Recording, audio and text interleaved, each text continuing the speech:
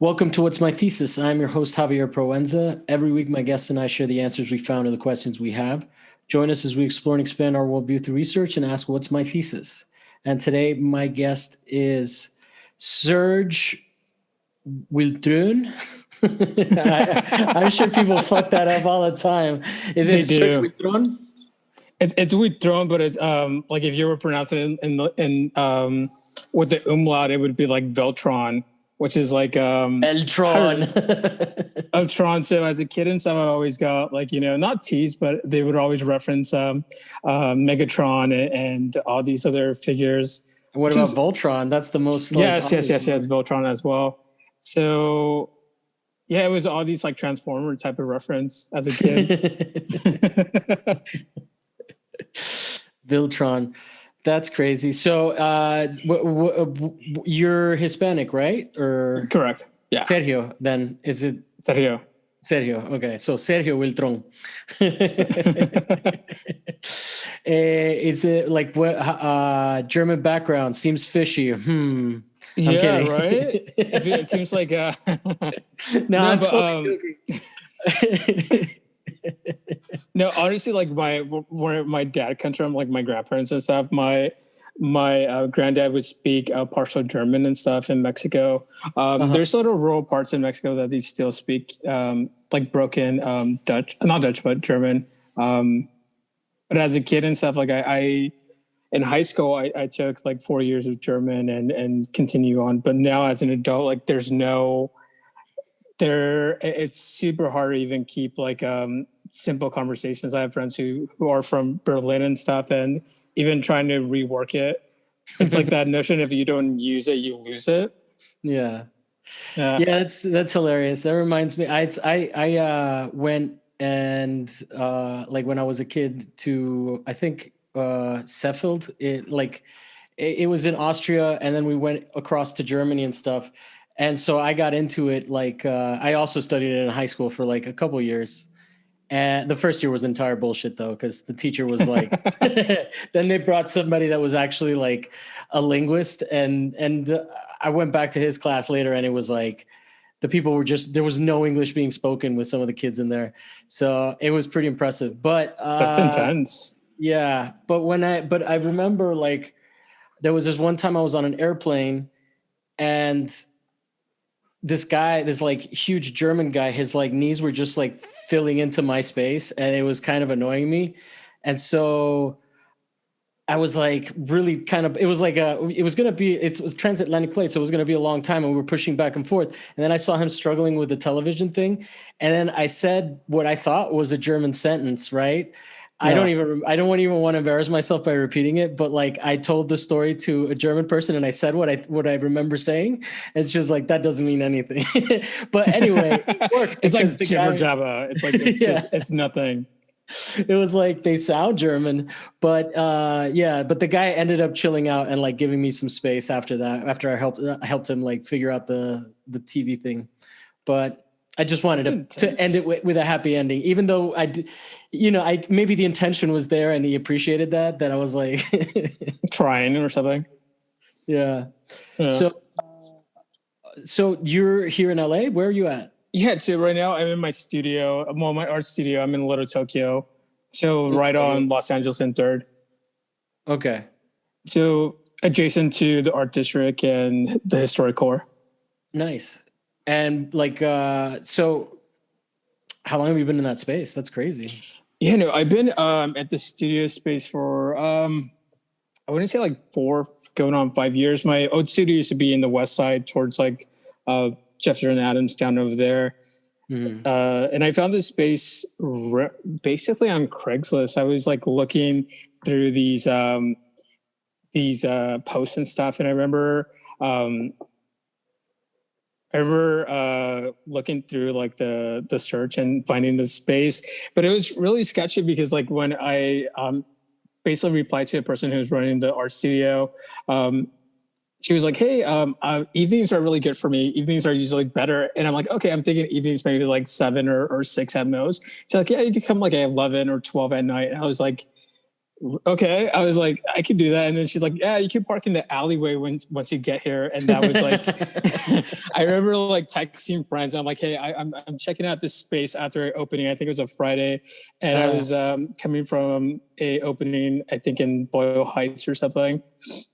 And when I basically came into that alleyway and parked my car, I was like, okay, let me prepare myself if it's something more than just a studio visit or a studio space checking out. And yeah, it went perfect. And I've been here since like like going on 4 or 5 years, and I've had friends who space. Yeah, no, I love my space. I've been up here like it's all exposed bricks and stuff, and great ceilings. And I've had friends who were, because the building that I'm at, it's like a 3-story building. So there's the second and third are art studio spaces, and the first floor is storefronts. So local businesses and stuff that utilize those spaces. But I've had friends who came in a studio space, rented out the space, and eventually left or found something else. Or but yeah, it's been great for me. I've been very lucky and fortunate enough to have this space, especially what's going on with COVID and the uncertainties of people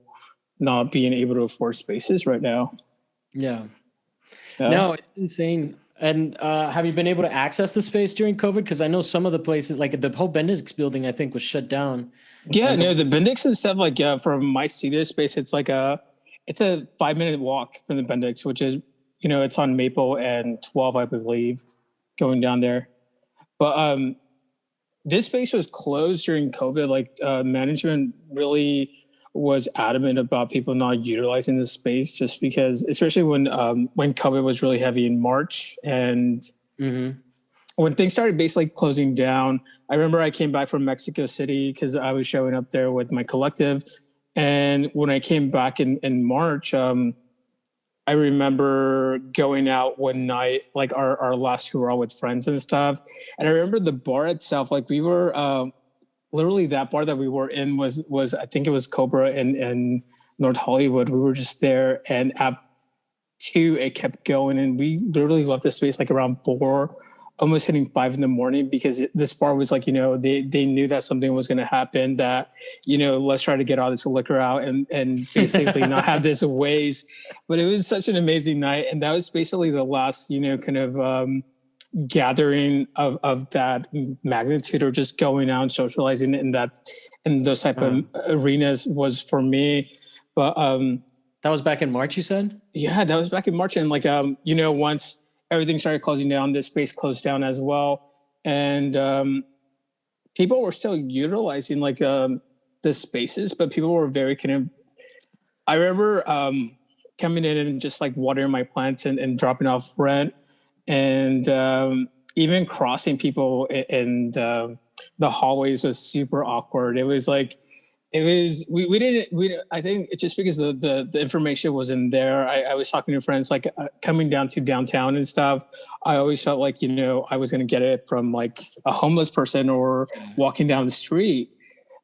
But even like in my studio space, like even though it's a private studio, even going to the hallway and just like doing minor things, like it felt like just because the information wasn't there, I think we all took very precaution, and we were like, okay, I remember catching one of the persons who works next to me, and we catch each other in the hallway, and we just like looked at each other like 2 people that were like, we're not necessarily supposed to be here, but we're here.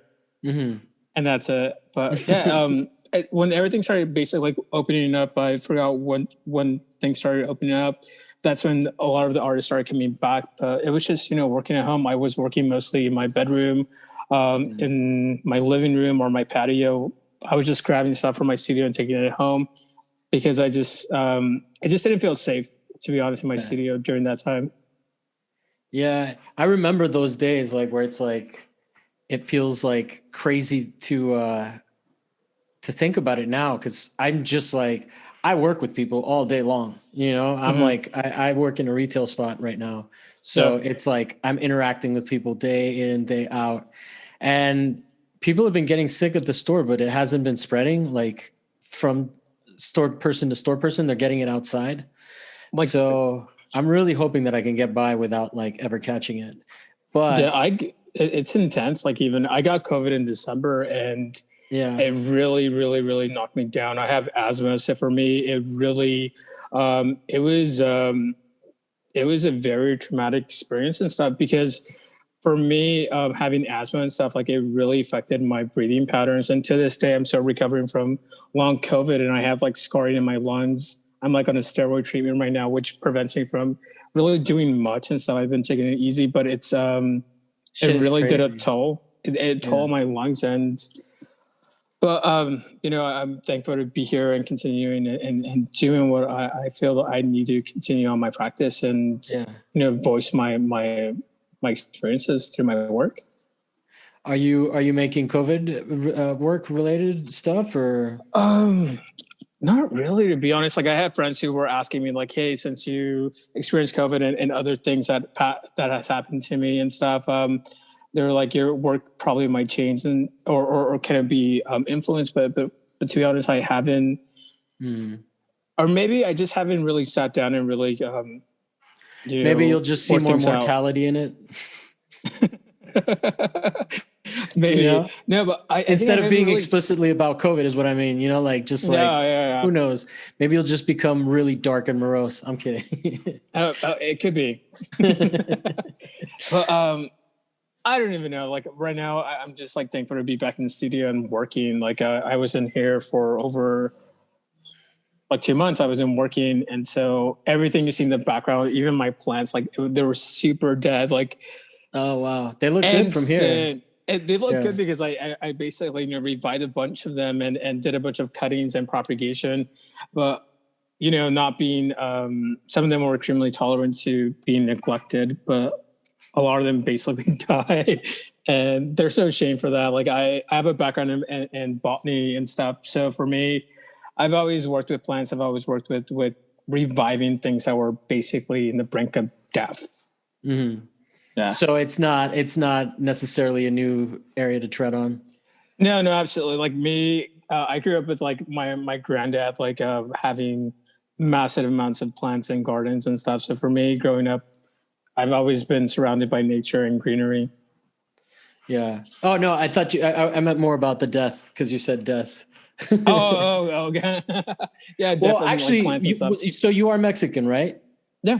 Yeah. Okay. So one of the things I've maybe you can express this to me, and I don't know if I haven't necessarily seen any of this in your work, but like the idea of what like I mean, not that it's exclusive to Mexican culture, but it is a very specific celebration of death that like you guys have Dia de los Muertos, like Yeah. and shit like that. Like what is the relationship with it? Obviously, I mean, there might have something to do with like the slaughter and colonization and all of that. I don't want to throw that in there just because it's possible to say that, but like I don't know how would you describe the relationship to like things What like that?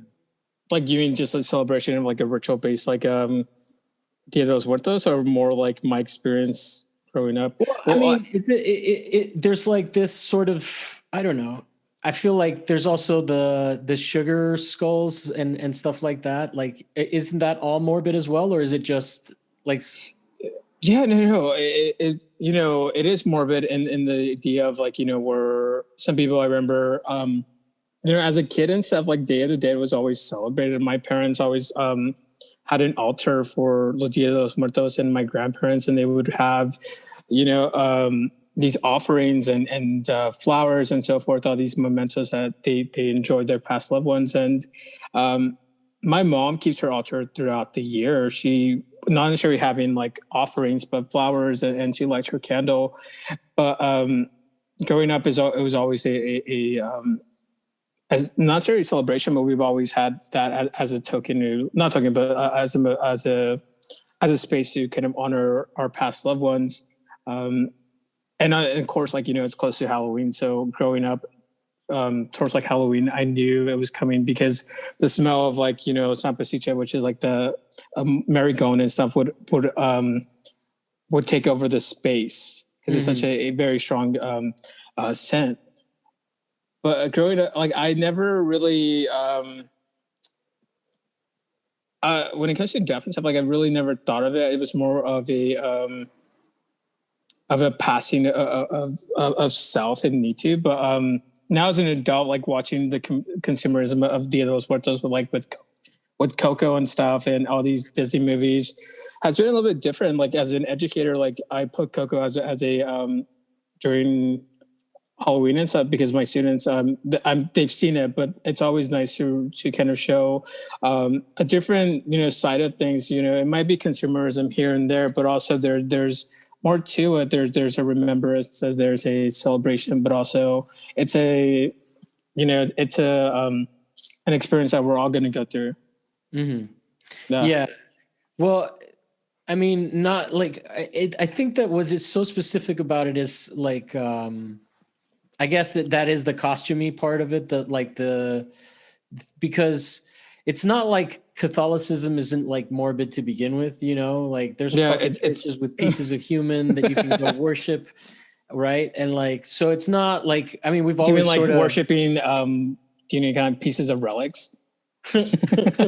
Relics amazing, like that would be idolatry, but I think you can pray to like a part of somebody. I think is like I think there is like certain like parts like of in Europe, like in these chapels and stuff in the procession line. There's relics of like these not saints but like these the apostles and stuff. Apparently, like certain churches have a relic of this person's hand or something like that. I remember in our history learning about relics and celebration, people would do this procession line, but that is kind of morbid. And now that as I think about it, it's like, yeah. But then I don't know, man, I think that we've sort of become a little bit more separate from our bodies, right? Like even now we're having this conversation in a very disembodied format, right? We're like, so like, I think bodies meant a lot more at one point. Does that make sense? Because like, okay, the other thing that I was thinking about when you were talking was just it made me think of how Saint Sebastian. I think he's the one that got his head chopped off. Was it? No. Sorry, he's the one that got shot with like a bunch of arrows. Yeah. And so, but he was the patron saint of like one of these cities in Rome, in Italy. I don't remember which one. It's like there's so many little like things that to see there. But in that city, they had the plague. And they were angry at their patron saint, so they fucking painted him with like extra arrows in it. So it can also get vindictive. Like the painting that they have of Saint Sebastian is like almost cartoon. the amount of like, but then the other thing that ties into like what we were talking about with COVID is that like Florence and Siena were competing cities, right? And Florence, like Siena was like more of a banking center. Like maybe think like a New York sort of situation, whereas Florence was more of a cultural art center. I don't want to say LA because it's like rainy over there. It's a completely different aesthetic. But in Siena, they were building their cathedral to like compete with Florence's. But there's like right now it's like just an empty kind of parking lot with these walls, certain parts of it where they were expanding it because the whole like town got the plague. So like they just didn't have the manpower to finish it. Right. And like, I don't know, it seems interesting in terms of like an economy being completely fucked by something that gotcha. And that's exactly the same thing. Like what we're dealing with, like, things stop, like literally things stop for everyone. And, some of us lost things through this process and it might've been like, things that are a kind of consumerism or material based and stuff, but also, people lost a lot, but also, well, they lost a lot of labor. Like there's people that have lost lifetimes of labor, just like evaporated, which is like heartbreaking as fuck.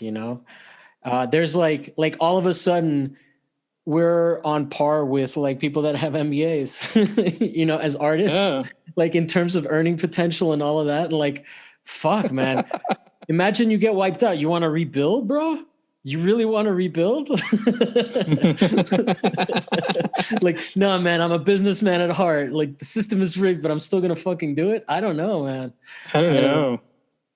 But sorry, I don't know. That took a dark turn, but dark turns are always fun because it basically, it allows you to basically, kind of like unmasking, but also like, it lets you, kind of just go there.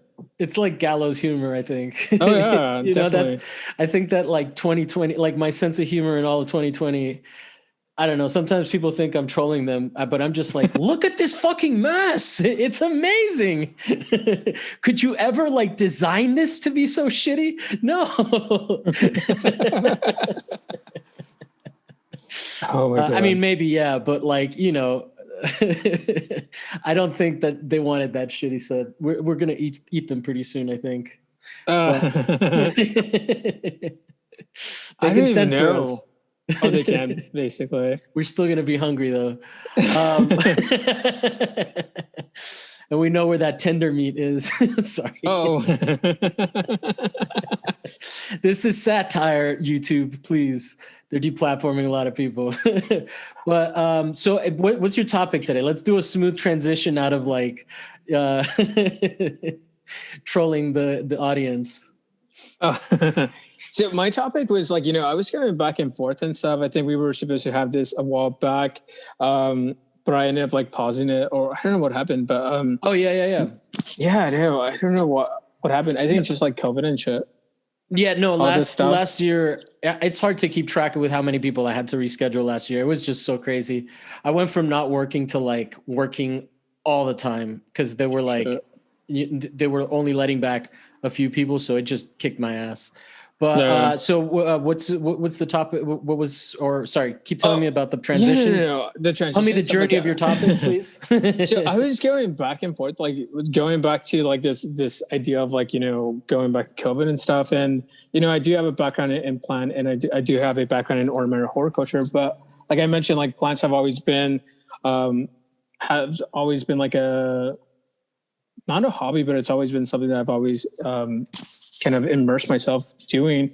So during COVID, like I had a bunch of friends who were just hitting me up for like suggestions of like what certain houseplants they should like buy or start putting in their spaces, because during that time we were all kind of in this locked space. The more I kind of like started having these like kind of inquiries from people around, I started looking at work, like artwork itself, and like that idea of like how artists are so obsessed with houseplants or even plants or nature in general. So my topic would be like, why is that? Why is it like, certain artists, or even, I have, pieces of my work in the past or even current that I have, reference to nature or reference to these sentient beings and stuff. And why I'm seriously curious of like what kind of like empowers us to take on these living and these living beings that we kind of take care of. Yeah, well, I think that it's interesting because it kind of goes back to what we were saying about how like we're like slowly becoming just our thoughts, right? Like to some degree, and we forget, like, for example, when I right now I have a bug problem that keeps recurring just because like there's like this place is like a little bit of an old building, let's just say it like that. I don't want to shit on the building, but because it is a nice space, but every now and then, like sometimes like seasons change and all of a sudden there's like, oh, how do you motherfuckers get in? and like you have to plug up a hole. But that idea of like, that's just like me, like, I want a pristine space where it's like just white, immaculate, like super clean, nothing crawling on me, but I think that like, are you one of those people that can just like walk barefoot all the time? And is that like how you roll? Or because the other thing really that when I was thinking is like, I'll kill a plant like by accident all the time with good intentions. With intentions, you're like, you're like, Jesus, no. For me, I'll just like even like apologize that the whole time I'm murdering it. You know, I'm you're like sorry. you I'm don't doing deserve. It's like you don't deserve any attention, and you just put it in the corner. No, but for me, like being barefoot and stuff has always been something that I feel like I'm grounded to self or universe or whatever you want to call it, this higher self.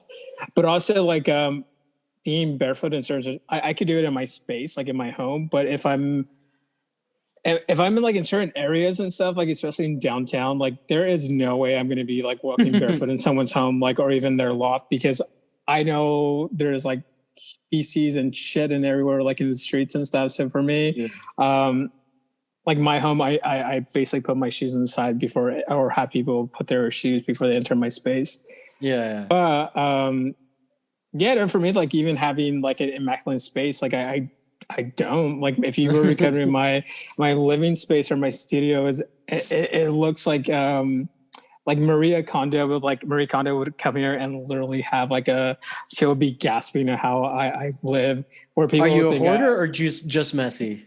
no, I'm just messy, but I feel like when I'm messy, I feel like I'm either focusing on something or I'm invested in something that I haven't really like retraced my steps and kind of clear out whatever needs to be done. So even going back to like this Marie Kondo, like I remember decluttering my closet, and literally like I put everything in my bed, and it took me maybe 4 weeks to go through that pile. And I was sleeping in the couch because I was so dead on not wanting to go through the stuff and like kind of start, releasing things that I haven't worn. And yeah, and I was sleeping in the couch, but for that, like I felt like it needed to be done, but also like I just wasn't invested of doing it. I think that's what it was, investment. Yeah. Well, I think those things are always like, they start with this mania where you're like, fuck yeah, I'm going to get rid of all this shit. I'm going to get organized and stuff like that. And then you just have this pile of shit and you're like, fuck, this is actually going to take a while. It's going to take thought, effort. It's not that simple. I'm like attached to stuff. I also think it's funny, like, because like you say you're not a hoarder, but you're definitely a plant hoarder of some kind, right? Oh yeah. In my studio space, I probably have like I'm looking around and stuff. I probably have like 200 worth of plants here, 200 species of plants or individual plants. Yeah. And then in my home and stuff, that's even more, and that's not including like what I have in the front yard, in the courtyard and stuff, which is maybe 3 times more than this. But I've always felt like there is like a correlation between art, nature, and work. I think we could go back to kind of these staple artists and stuff who've always used some reference of nature in their work, be it like foliage or being something that's out there. And we could go back to the beginning of creation of this reference to an Eden of garden or something. That's like the first like kind of introduction to all this greenery and these beings. Did you grow up Catholic? Yeah, I did. I grew up Catholic growing up and stuff, and it was how do you feel about like American Christians and their attitudes towards Catholicism? Because they're so weird about it, right? Yeah, no, I think like even like when people like hear that I'm not a practicing Catholic, I'm more of like agnostic, but no, me too. But I'm just making a commentary on like, I mean, it's still like, I mean, to some degree, you still culturally identify with growing up with that shit, right? Like, I'm not even like, I'm not practicing Catholic, but Christian Catholic and stuff. But were your parents? There's certain, they are. My parents are, but the thing is, that's like, what I mean. Certain, like, you didn't grow up like being made to go to church, or they let you chill? Yes and no. I went to Catholicism and I did go to church on Sundays, but I feel like my parents would only go to church for like ritual based celebrations, like with all these celebrations and parties. But I remember going to like mass every Sunday with because I was like in my confirmation or these other kind of Sunday school that I had to go to. So my parents were like in some way forced to go, and but growing up during that process and stuff, I think like I had a really good time, like, in those spaces. But I So remember do you one of have the my. Catholic guilt? It's a yes or no question, bro. I think like, it Were you varies. I think, traumatized by Catholicism? That's what I'm asking you. was I traumatized? I don't think I. Because I Okay, was. no. Okay, I think I had an auntie who literally like she would like, but she was not Catholic. She was Christian. She would come over and make us watch these movies that were absolute like they were like an obscene version of light side movies because they dealt with like sin and guilt and all these other things. And so as a kid, like being 7 or being like 6, watching like, people that like Burning and hellfire. they burn in hell and stuff. And I was like, oh my God, if I continue on my path, this is what I'm gonna end up in. And yeah, there was like some traumatic experience because of this aunt and stuff. But my parents were never like, oh, if you do this, you're gonna go this and or go this way. My parents were very kind of like they were very open to whatever experience we were taking, and even to this day, they me and my siblings, like most of them don't have kids, and I don't have kids either. But I it's always been one of those things. Like I think it's like one of those gifts that I haven't received, or found a partner who actually I have found a partner who wanted kids, but I wasn't ready at that time. But it's hard, man, especially it's now hard. thinking about kids. Even dating right now is in a completely different arena right now. During COVID, like I was like not. I was not seeing people, but I was seeing people like my little I want to say like cluster, but it was just very limited to maybe 3 people. But it was always like me. I had to go and kind of like reevaluate, certain relationships that I was like engaging and stuff, and I had to, start not weeding people out, but just start reassessing things. But I don't know how people are dating right now with this, and it's not fun, dude. You end up having to like fucking have a whole marriage before you even touch, dude. And then it gets weird. It gets weird. Like you don't know, like you don't know, like if you're into the person or if you're just like lonely. Yeah, and then you're both saying to each other, like, yeah, I don't want this to just be a COVID thing, but then you're like, is this just a COVID thing? Like, is it like, are we going, is this like a kind of like it's a whole different thing because I don't have a life outside of like that interaction either, like, so it's like, I mean, I have a work life and stuff like that, but I don't have a social life in the same way. Right. Like, like my social life completely died. Like I tell friends that I'm like, I live like, one of my friends was like, hey, can we like, since like, outdoor dining started opening and stuff, one of my friends was like, hey, can we go grab, dinner on Sunday? And I was like, I basically live in sweats and joggers. Like there is no like plans for me. Like when I'm living in sweats and joggers and stuff, I'm open. Yeah. Yeah. But it's intense. Or even going back to, it's funny because I think we've been in spaces that we've been in spaces that like shows, right? Cause you were part of like, which one? The high beams? I think the high beams. I think were you next to our booth for? Yeah, I did oh wait, which one? I did the one. Both of them. Oh, I was there. Yeah. At both of them, but what's it called? Did we meet? No, I don't think so. Like it's funny because like, I think, I participated for both high beams and, so which one, who were you showing with? I only showed at the first one. Yeah, I showed at the lawn for the lawn. Yeah, the lawn beach. So you that's how I know you, right? Like through Made in LA people. Made in LA, yeah. So, how do you know Molly? No. Molly Schulman is the founder of Made in LA. Made in LA, is not the Hammer Museum thing. It's the thing that's on the Hammer Museum. Are you? So I know Molly from. She's part of Museum Adjacent, and I know she's part of like Monte Vista, but I met Molly. I knew of Molly's work prior to meeting her, since like through Made in He's a LA and stuff. goofball. Yeah, amazing and stuff. I didn't know her personally at that time, but I knew her from like the project that she was in. And then we were both part of Tam Forum during. Oh, okay. So that's how you guys met. That's how we met, and even the people that I'm with and stuff. Like I've had friendships with people there outside Tam Forum prior to that kind of like cohort, but as well as I met some amazing people that I. But you guys are still doing stuff after the thing was over, right? Like you're doing. Yeah, no, we formed a collective museum adjacent after that. Not everyone from that residency cohort continued on. It was more like a group of people who kind of decided to continue as a group.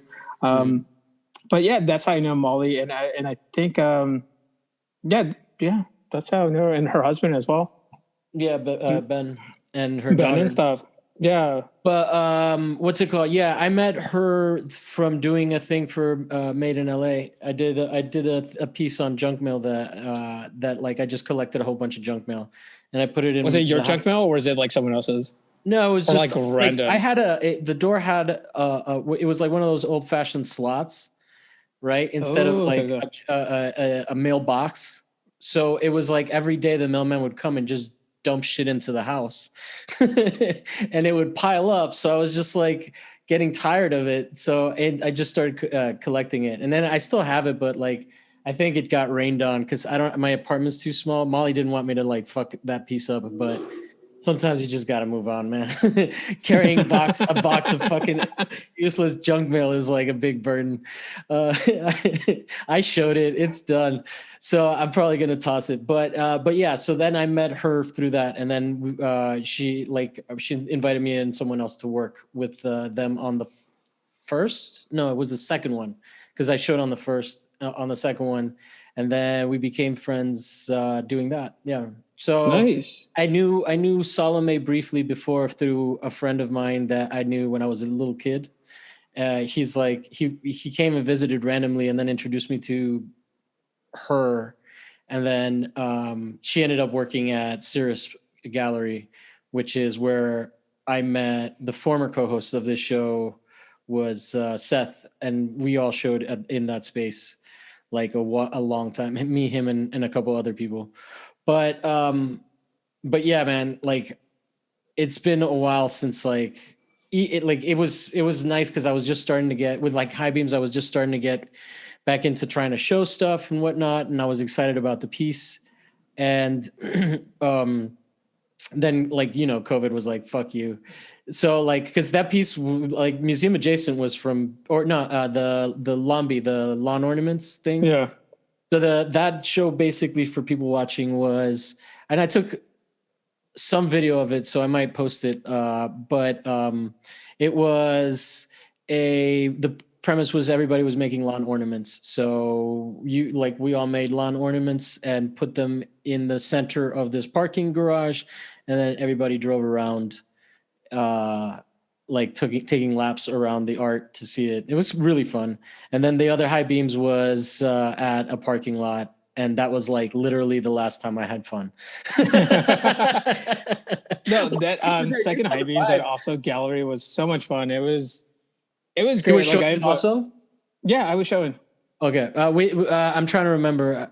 I'll have to look at the video that I took and try to remember which one it was. There was like a mini golf on that one. That shit was fun. That was God. It was like a goofball kind of arena and stuff. And then plus everyone's like in Halloween attire and stuff. That was kind of like. Go ahead. No, that was probably like one of the last time I've actually had fun, like in an art related event and stuff. Because even going. Even doing like appointment gallery visits and stuff, it's different. It's not the same, or even viewing something on a browser is completely different. Where of course, like during school and stuff, like during during undergrad, like I remember going through like different browsers trying to look at shows, but because these shows were either abroad or they were like in the East Coast and stuff. But when it's like within the proximity where you're in, it's a little bit different. It's like one of the things they talk about in fucking art school is like you have to see the work in person, and Oh, like absolutely. photography, whatever discipline. Like it's one of the first things that they teach us. Like this is not the same as like seeing it, right? Because there's even like specifically with color photography or even print photography, it's like there's variations in the reproductions and shit like that, and it's just not like the best example is seeing seeing Anselm Kiefer's work. Ah, fucking Germans with their difficult names. Anselm Kiefer, like seeing his stuff, it's very different. Like you need to see the scale, you need to see how heavy those like lead airplanes and books Oh are. yeah. They're just like droopy and shit. So yeah, I mean, I definitely miss it. One of the things that I tell that like on my dating, I tell the people that I meet is like that like it's like I basically that's what I do. Like I go to openings, hang out with the people that I go to openings with. So if you're not down with that, like I don't really have like any energy to muster to do anything else because I barely have energy to do that. Right, like after a hard day's work, it's Oh like yeah. Dude, yeah. fucking openings are work. It's work. It's not even like when I bring people over to go to shows, they're so kind of romanticized about going from from one side of LA to the other and then meeting up in Central. Um, but doing that on when things were open on a daily and stuff every weekend, or trying to get these shows or build the roster and stuff, it's not. It was more social to me, to be honest. Like after working and stuff, it became more of a social gathering. Of course, the work was important, but Yeah.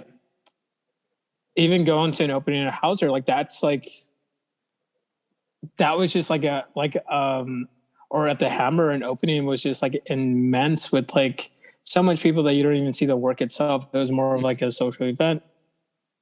Yeah. But I mean, I think that Yeah. that's always been the case, right? Oh Like, yeah, absolutely. It's always been the case and stuff. But yeah, I feel like it's like, uh, when I bring people over, like they're just like amazed by like by the engagements and stuff, and they're like, oh my god, these people, it's I'm like it's like I see these people all the time. It's like yeah, yeah. it's like Well, it's yeah, like it's nothing.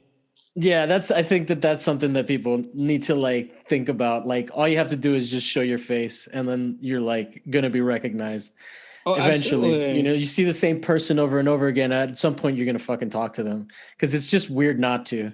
Like it gets Yeah. awkward if you just see the same faces and you're like, or like if you go to if you go to 6 shows together and like, but you never acknowledge each other. Like you've had that happen where you're like, you go to Oh one yeah. spot, especially like when you go into like night gallery and all that area where it's all like, Cirrus and all of that shit is like, you're like, oh, okay. Yeah, like it's almost weird not to, especially if you're going all the time. But Oh, I I agree. definitely wasn't going all the time, but it's like what I will make effort for, and I definitely, if I know somebody's showing or something like that, it's nice to be there just because that's like a good day to see your friend, right? Like Oh, same thing. Yeah, yeah. like, so in terms of it being social, it's like what a better time to hang out with your friends than when they're having a fucking awesome night, and then you get to be there and they're like holding port and shit like that, like it's a fucking chill vibe. What I was thinking about when I got to the second high beams, the one in the parking lot, the one that was on Halloween, I Mm-hmm. was like, I had been working and I felt like a loser because I didn't put on a costume. But when I got there and just the vibe like hit me and I was like, oh my God, I fucking love these weirdos, like that sense of like, I'm home, like that's why like it was palpable. It was like, this is what I love about like what I like the world I'm trying to live in, like Yeah, it was gets me amazing. Like excited. those events usually do get excited and stuff. And I think I was dressed up as Harry Potter. One of like I don't even know, one of like the characters from that series. Are you I think it was Harry transphobic, Potter. sir? No, I'm kidding. I'm like kidding you with the heavy trolls. It must be the end of the day. Like, I got a little bit of that. Like, I hear J.K. Rowling, and I'm like, oh my god, I have to acknowledge it. How can you plug her stuff right now in this platform? Yeah. Oh, that's a mess. Like that's I just think of like there. trans guests that I've had being like, Javier. Why? I noticed you didn't say anything. This is like your marker of like showing like your solidarity. Yeah. Yeah. I don't know. Well, my problems with her are less that like, I mean, obviously that's like not something I'm down with. I'm not like, oh yeah, good for her. That's not the opinion that I agree with. But I do feel like Harry Potter, when I first watched it, I related to it a lot because I was a kid. I did go to a British school system, so I did have houses. Nice. Yeah. I was in Livingston, and then I was in Drake. But if you really pay attention to the narrative, it's like 100% neoliberal, like ideology. There's an elite school for like elite people, right? That like it's like the fucking Harvard of and there's only one Harvard. There's only one Hogwarts, right? Like yeah. So and then he's like the chosen one. He's the super special person that's gonna like. I don't know. To me, that whole shit is like if you start thinking back on the Harry Potter books, they're good, but it's the same thing with like if you start reading the books, what's it called?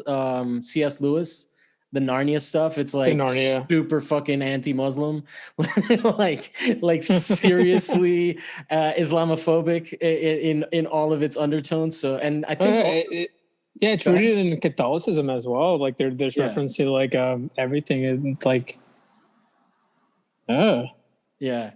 So I mean, I'm not saying it's like bad literature or anything like that. I'm just saying it's ideologically like kind of problematic to begin with, right? I'm like, yeah, she's an elitist. You think that you're someone who's like down with dehumanizing certain people is not going to be like bigoted? It's always it's like it's an undertone. It's like people are gonna be like who they are, regardless if they have fame or money and stuff. They're gonna plug their ideas and their platform, but yeah. And then again, I didn't want to make it out like you dressed up like in blackface or anything like that. I didn't even get there. No, I'm just saying Harry Potter's not that offensive. He's still a beloved character. Harry Potter's not J.R.R. Tolkien. Or it's not. What's her name? J.K. Rowling. Yeah. Fucking well-branded neoliberal. But yeah, man. It's crazy. So tell me a little bit more about the plants, like, because I think like for how me, did you even get into horticulture? Like, because I mean, I smoke weed, but I don't get the sense that has anything to do with it with you. Like just based on the plants you have behind you, it's not like a Breaking Bad situation where you had a mentor or anything like that. So, I grew up, like I mentioned, like in the beginning, like I did grow up with like with nature and kind of growing things a part of my upbringing and stuff. My granddad and stuff, he doesn't have a background in botany or horticulture. He basically learned how to cultivate and propagate his plants through trial and error, and also by research and reading. And that's how I learned as a kid, like growing up and stuff. Kind of at 6 and stuff, I was like, instead of like my cousins would be like playing soccer or something, and I would be like, working with my granddad, like propagating new offsprings from a mother plant. That was basically the rooting from like when it started. And then once I got older, like plants were always kind of like were always around me. And then going to school and stuff, like I do have a degree in ornamental horticulture. And so for me, I thought that was going to be my career-wise. Like I remember thinking going into this field, but later on like changing it to art when basically I knew I wanted to do art somehow, but I just I didn't know how to make money from it. Mm-hmm. Yeah. So for me, like it was kind of one of those things, like, you know, I knew this is something that I needed to do as a kid. Like I remember, I don't know. I don't know if you ever had this as like kind of an exercise as a child, but when they ask you what you want to be when you grow up, Mm-hmm. for me, Yeah. it was, I think it was either, I think I put down like, I think I was probably like in third grade or fourth grade. I wanted to be a dolphin trainer or an artist. We had dolphin trainer in common. And so for me, like honestly, as a vegan and like as like an animal rights kind of like you know, consciously aware of what things are happening, I would be appalled like now being a dolphin trainer or even like kind of even mentioning it and stuff. Like I was like, what was I thinking? Yeah. But yeah, the arts were always. We didn't know. I don't think anybody really knew until Blackfish Who knew about came out. SeaWorld? And yeah, Blackfish or even SeaWorld and stuff. Shit got dark. Yeah, I was just. Go ahead. No, I was like kind of mortified to the fact that, you know, we think of you know, going back to, you know, COVID being like in this cabin fever arena, being our stay at home. Like imagine these beings being in captivity for not a couple of months or a year. They're there forever until they basically die. Yeah. And that's insane where, you know, these beings have like purpose in life. They have no, not trying to like to be like a advocate or trying to plug things in your platform, but yeah. No, you're allowed to do that, dude. What are you talking about? Are you kidding? Like, me? how dare you? I don't have to. I don't have to agree with anything that happens on here, dude. That's not my place. I've disagreed like crazy. I disagreed with somebody on censoring Trump. I think prosecute the motherfucker. Don't censor him. You know, but like that, this is an open space, man.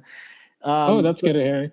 Yeah. No, like, I mean, I agree with that. Like, I think that it's crazy. I think the other thing, but I think that also, like, when you're a kid, you know, like, I want to take some of that pressure off of you, because when you're a kid, you also, some kids wanted to be cops and stuff like that. And we also realized that was kind of fucked up, right?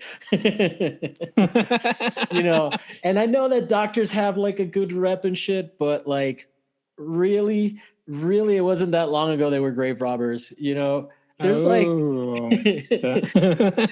like something wrong with all of us, right? Is my point. So there's always something embedded in us that it makes us not whole or complete. Yeah. There's varying degrees. Some people, like, you know, people. Go ahead. Yeah.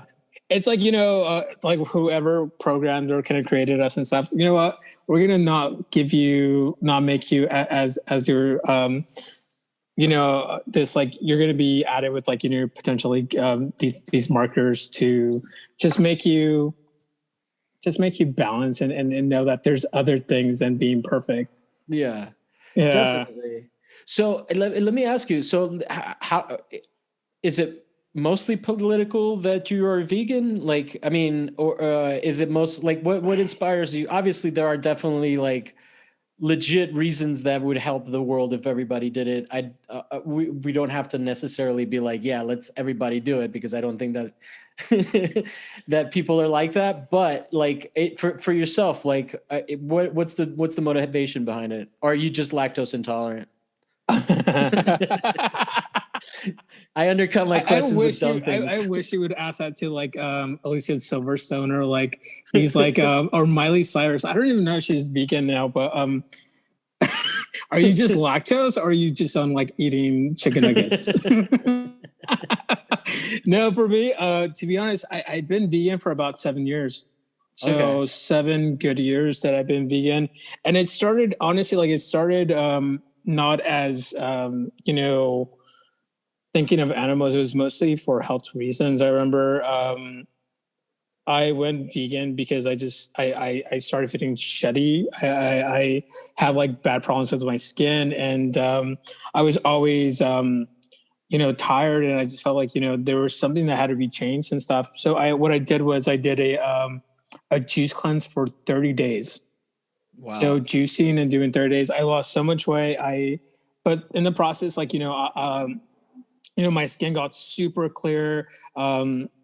and also like, my nails and hair were growing, but also it was one of the first time that I actually listened to my body, where when I started after this cleanse, I basically started incorporating dairy meat product back into my diet. And what ended up happening was my body started rejecting it. So I started to feel sick from these products. And so what I told myself was, I'm listening to myself, and my body telling me that I don't need these things. And if I do need this in the future, I'll accept it and own it and incorporate it in my life.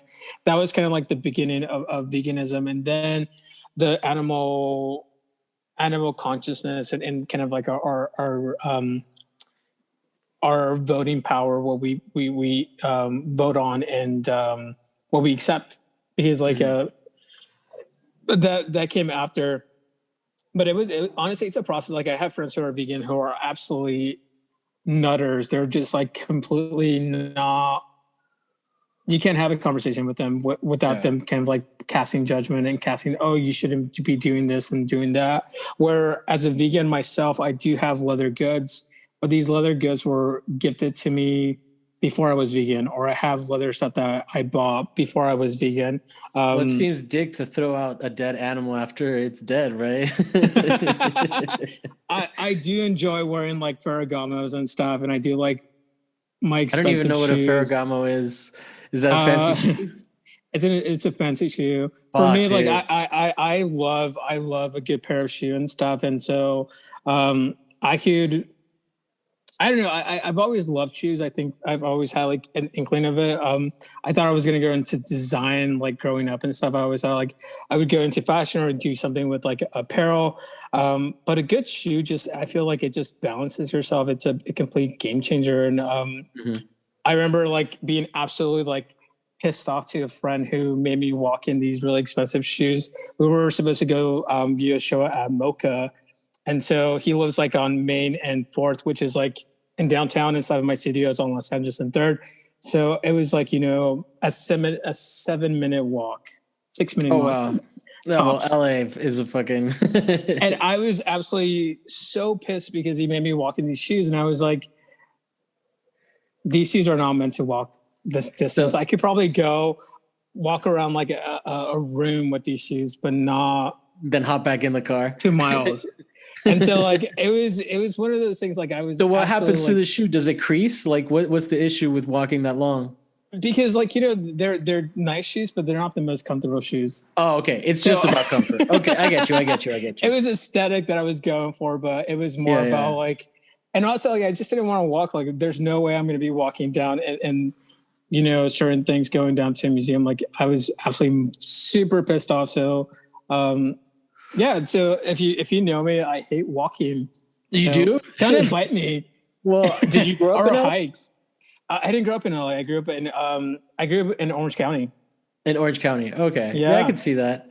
Even more so than LA, Orange County will make you not want to fucking walk, right? Oh, like, absolutely. Suburban as fuck. Yeah, it's centralized. You have your different counties. You have it's a cluster of everything. And, having my studio here in LA and stuff, like it's great being out here and having my space, but also I enjoy going back home and having space. Yeah. So wait, you still live in OC? Yeah, I live in Orange County. So you commute? I commute. Well, my commute is super, now the fucking traffic is insane right now. It's like nothing. During COVID, like it would take me maybe 34 minutes from like Orange County to downtown, and it was perfect. It was like but now with like kind of like increase of like vehicles in the roads and stuff, it's pushed back. But I always like come in certain times. I've since I've been here and I know my schedule and I know where to go, but even that, like I even drive an electric car, like going back to veganism and shit like that. Like I drive an electric car and I've been driving one for the past 4 years, and it's been the best thing. You can plug your electric car. Do it. Is it a Tesla? It's a Tesla. No. I'm trying to see how much art you're selling, homie. No, I've always felt like, when it comes to cars, I never wanted to buy a car of like its value being more than I earn on the salary base and stuff. Like for me, like I'm not going to buy a car that's $60,000 which I don't even make $60,000. I'm like, that's insane. Yeah. So I have an electric Fiat, and absolutely that little fucker fits anywhere. It's super small. Electric what? Fiat. Oh shit! Nice. So it's an amazing car. It fits anywhere. It's super compact, and like the charging station. Like earlier when you were grabbing your stuff, like I wouldn't go pick up my car from the charging station. There's 2 charging stations closer to my studio. There's one on Los Angeles and Maine, and there's one at Ava, which is like the next building where I'm at. So it's like there's no excuse to not have an electric car if you're like in this city-based kind of like surrounding. But like I said, like I have zero maintenance, and I don't think about gas. I don't think about changing my oil. Do you have do you plug in at home or just I have like a second level charger at home, which basically charges my car within like an hour and 30 minutes from like 0 to 100. So it's like the same. Yeah, it's the same outlet that you would use for like an electric washer. The thing I'm most impressed with is the size of a Fiat, though. Like, because don't you paint a little bit big? It looks like you have something in the background there. How does that fit? Okay, so yeah, no, I work pretty big. Like my standard scale right now, well, it goes back and forth. Like I work maybe like a 4x10 or 4x8. So that does not fit in my Fiat. Like there's nothing. I think the most I could fit there. God, I haven't even tried. I did get my Christmas tree in my car, but on the roof. So wait, so are you? But wait, then how do you transport? Do you borrow a big gas guzzler? Okay, so yeah, so I would either like ask a cousin who has like a Tahoe or a truck. So it would be like, hey, borrow my car and can I borrow your car to do some art or take it to a gallery space? So it's always been like that. It's always been an exchange with like family members. Like, hey, can I use this? I use that, but right now, pardon? How many siblings? I have 4.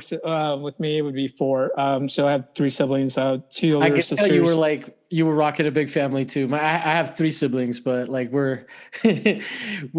it's easy to get lost. Yeah, no.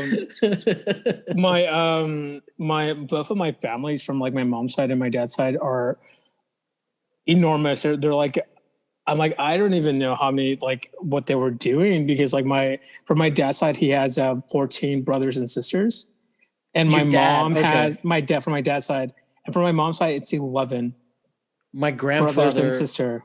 Wow. My grandfather had 13, but that was like my grandfather. My mom had 2, or no, my mom had 1 brother and my dad had one sibling. So it's like one generation away. I think maybe because they were refugees, they were like, or actually, no, my grandparents weren't refugees. It's crazy though. I don't know. That's like, was there still a lot of child mortality in the OC? No, I don't, honestly, like, I don't even know how that happened, but it's always been like big families, like even gatherings. I remember like inviting friends over, like in high school, or even like, and they would go like, hey, you said that it was just like a family. And I was like, this is just family for like a party. And it's insane. Like, start a war with us, motherfuckers. Yeah, no, literally, like if you're, since I have like 2 older siblings and a younger brother, like we don't really get into, our personal lives and stuff. I think we've set boundaries, and we've been very open about, our lives, and that's a great thing that we have a relationship based on that. But my aunties from my dad's side, like they're in everyone's life, and so I'm glad that I don't have 10 sisters. Yeah. Where I just have 2, and it's like it's exhausting just going in. Like my sisters, they're both like professionals. One's a professor and one's a nurse, and so and honestly, like they're working. They don't have time to like go through all that mess and shit. Yeah, but they want a simpler life than to be like metiches. Yeah, metiches, exactly. That's like something that but I think like it's not like I don't want to say smothering, but I feel like it's just embedded in these like in these communal kind of like settings and stuff. Everyone is always in people's business, but I feel like it's part of uh, the culture, because culture is a learned behavior. It's not something that you're born with. Your culture you're not born with. It's a learned behavior. Yeah. And so that's something that you learn. Even going back to plants and stuff, like or going back to like kind of like when you mentioned the Dia de los Muertos, fear. Like fear is something that we learn. Fear is something that that usually is passed down from one parent to the other to their offsprings. Like I remember like my fears and stuff. They vary, but my mom is absolutely afraid of rodents. I don't know why. I think my grandparents were growing up and stuff like weren't not necessarily super. They didn't have money. They were like really working and stuff, and so I was given like maybe there was rodent around in the area and stuff. And plus, she grew up in a rural place, so it was out in space. So growing up, I would always be afraid because my mom, like even like going out to camping or something, like, and she would see something that would move or resemble a rodent, she would absolutely freak out. And so as a kid, like I would always freak out too. But now as an adult, like I see a fucking squirrel and I'm like, screaming and thinking it's a rodent, but it's like a squirrel. And I'm like, actually, technically, what's it is going a rodent. on? Is it? Technically, it's a varmint. It's a There's there's like historically, dude, seriously, I'm not even making that shit up. Like you can go listen. The Dollop did an episode. There was a time where like Americans declared war on fucking squirrels, and it was the dumbest shit. It's like the most ridiculous story. Like they would have school kids try to like murder squirrels and shit. Like I know this sounds like I'm doing some high concept bit, and I'm like, but like I swear to God. What are you plugging, Javier? What are you plugging? Are you starting a revolution with fucking squirrels? Yeah, let's fucking get those fuckers. Oh my God. But that's crazy. But like, but the reason I bring up that whole thing is that the point is that they're like undefeatable. Like there's no way. Like if we have literally tried to defeat squirrels and fucking failed. Where we had school children doing it, there was like, it's a whole thing. It was a whole thing. So I don't think it's too bad if like your phobia is rodents, including that in the rodents family. I think is okay. Oh Jesus! Talking about like squirrels and stuff, there is like in my neighborhood, there's like these klepto fucking squirrels that take people's garments or like dog toys. Garments? Like garments, like people like clothing? leaving like a clothing like to air dry outside or something in their patio. What do they do with it? They just like I don't even know. Like there's like squirrels like where I live and stuff, and they literally have like and this is like by neighbor and stuff. Like they reported missing animal toys or dog toys and shit like that, and then you find like a pile in some random place and stuff. So they're like these eclecto like fucking squirrels. And some of my friends are, when I tell them stories like that, they're like, you're bullshitting and stuff. Like there's no such thing as that. And when they find out like later on that something that they left outside for visiting or spending the night and stuff is gone, and they're like no one was there, like they left something in the patio and no one was there. I'm like, oh, it's the squirrels. That's why you don't leave things out there. But yeah, dude, I didn't know that. Who knew there was a war against squirrels? Yeah, I mean, American Welcome history. to America. But anyway, man, I guess we should end on the squirrel wars. It was great talking to you. It was great to finally meet you. Next time that we actually like can be in the world together, let's definitely do that. And absolutely. Yeah, because I mean, I'm sure it's going to just happen. Because like Molly is definitely one of the people that I'll come out for. So. Absolutely. And then definitely. Do you have some stuff that you want to plug or?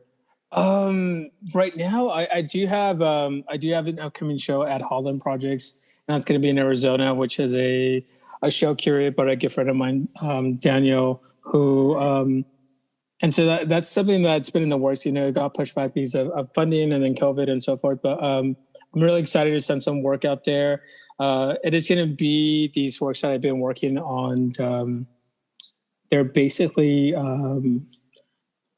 ready-made, kind of like running throw table kind of cloths and stuff. And it's something I've been working on, like these ready-made materials that I've used in my past work, and I'm really excited to see how they kind of transform in space.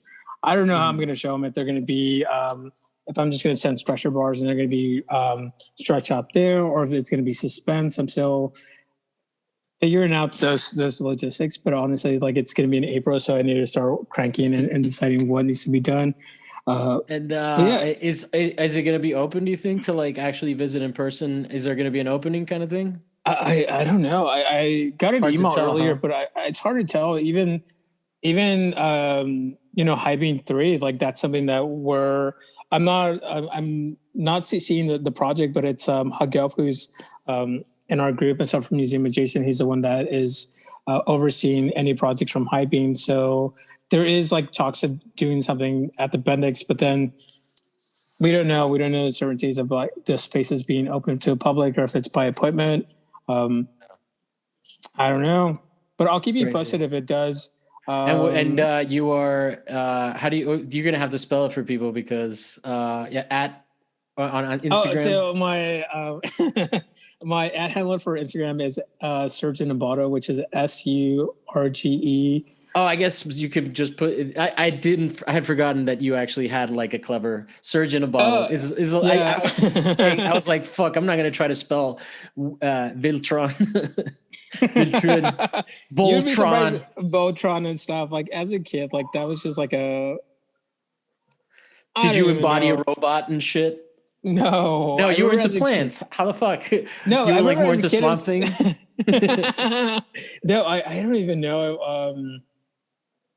Even going back to like my childhood, like, I remember it sucks having like a last name with a W, because you're basically last to be called for attendance anything. So you're just like waiting in the background, just waiting and shit like that. I hated that. So it was always me like this.